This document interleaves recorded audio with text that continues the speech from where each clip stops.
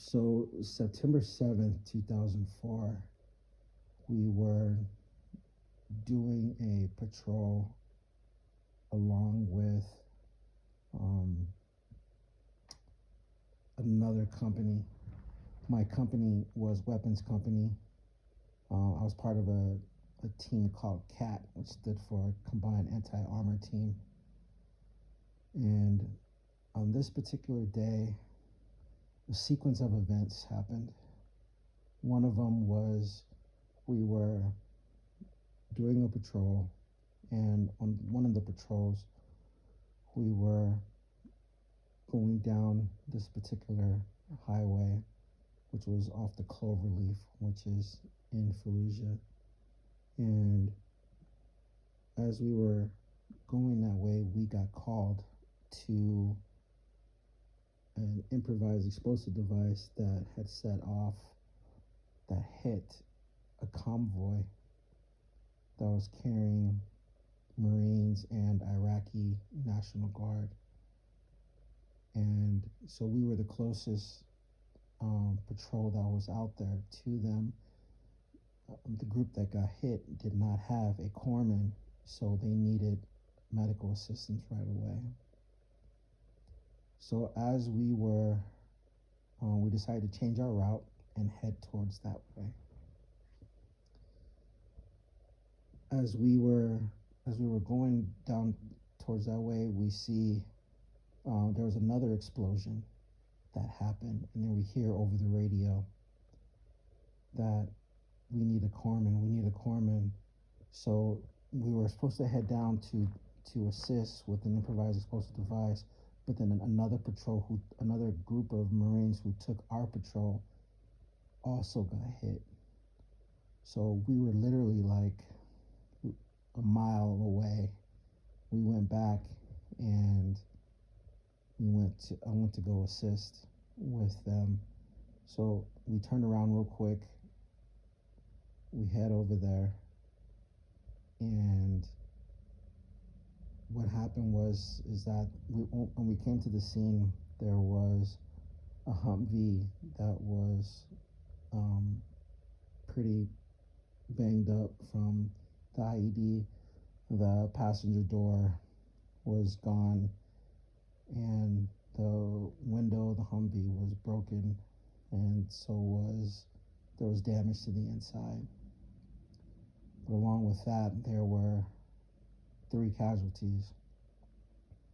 There was one Marine that was KIA, and then who was sitting in the back of that Humvee, and then there was 2 other Marines that got hit.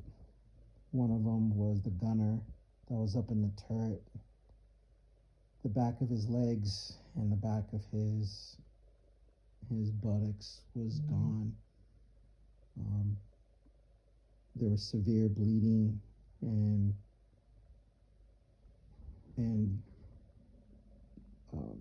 burnt tissue due from the damage of the IED blast. The vehicle commander that was in the passenger seat, he took shrapnel to the side of his face, and he lost his right arm. Upon coming to them, I initially went over to the gunner who was up in the turret. I put bandages on his body, on the back of his legs, bandaged him up really good. Look for any other wounds to the rest of his body. He was unconscious at the time, and he had a patent airway. Once I bandaged him up, then I went over to the vehicle commander who lost his arm and took shrapnel to the right side of his face. I bandaged him up pretty good. I made sure that he had a patent airway.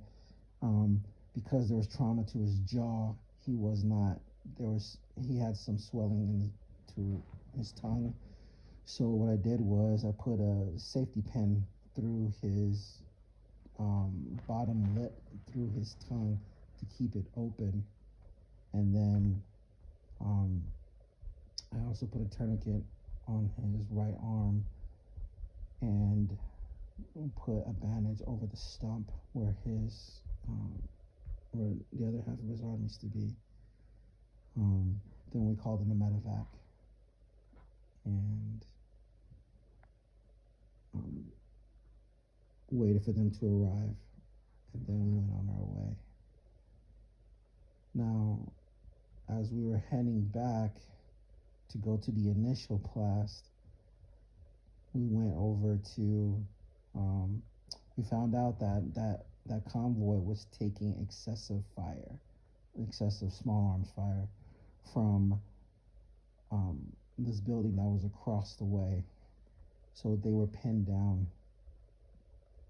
So as we get over there, as soon as it took about maybe 10 minutes for us to get there. We get there. There was smoke. There was fire coming from the 7-ton truck that was there. The 7-ton truck carried 15 Marines and a few Iraqi National Guard. So when we get there, the front of the cab of the truck was on fire, and I hear screams coming from all the Marines that were laid out across the field. So what I did was I ran to each Marine, did a casualty assessment. One of them I performed, I noticed that he had severe facial trauma, so I had to perform a cricoid thyroidotomy, which I had to slice open a small incision in his throat and create an airway, because his mouth and his nose, there was no patent airway at all, so I had to create one.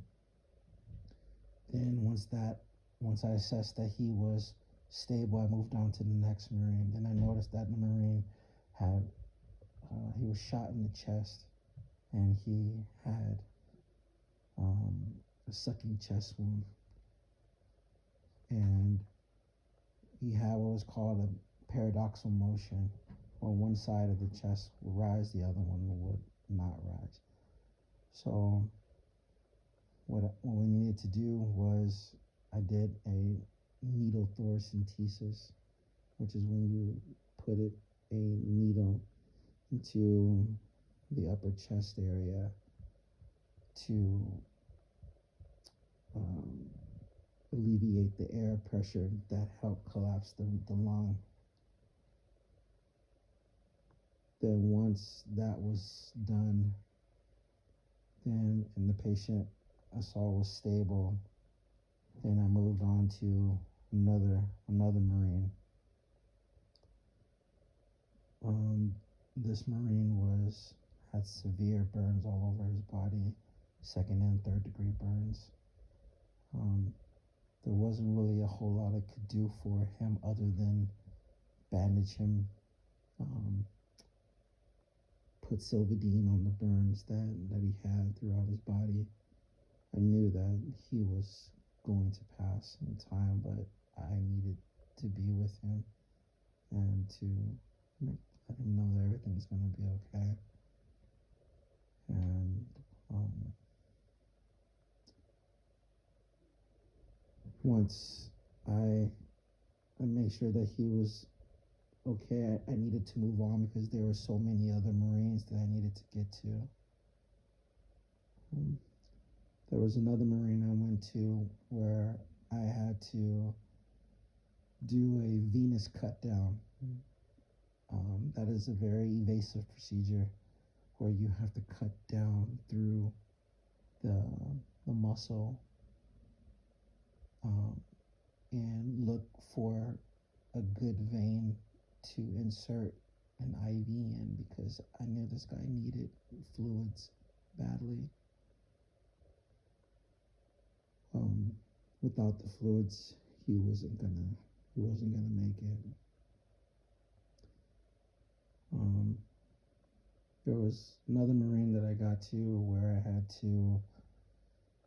I was running low on equipment because I did not expect the um, the amount of casualties all at once like this. Because as I'm taking care of one, I'm also telling Marines like, here, put this bandage over that area, to reinforce it. Take another tourniquet. Do this. I was pointing out directions so the Marines knew what to do. When I got to this one particular Marine, I also knew that he also had a sucking chest wound, but I didn't have any other, I didn't have any more needle thoracentesis, so I had to use a chest tube in the field. I made a axillary incision on the left side, and um, I once the incision was made, I placed the tube inside. Once I saw that there was mist in the tube, I knew I had good placement because the air was alleviating through that tube. And then what I did was wrap it in place, and then I did a quick stitch job, 3 on each side, because this had to be quick because I had to continue to move forward and move on to the others. Um,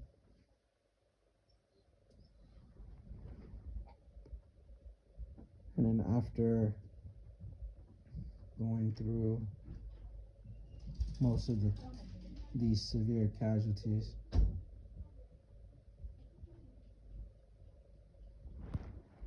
I had to do a casualty collection point where I had to pick up pieces, body parts and things like that, the Marines, and put them all in one pile. So I would let the other Marines know, like, hey, we need to, grab, these Marines that have passed, pick them up, put them together because we didn't want to leave anything. And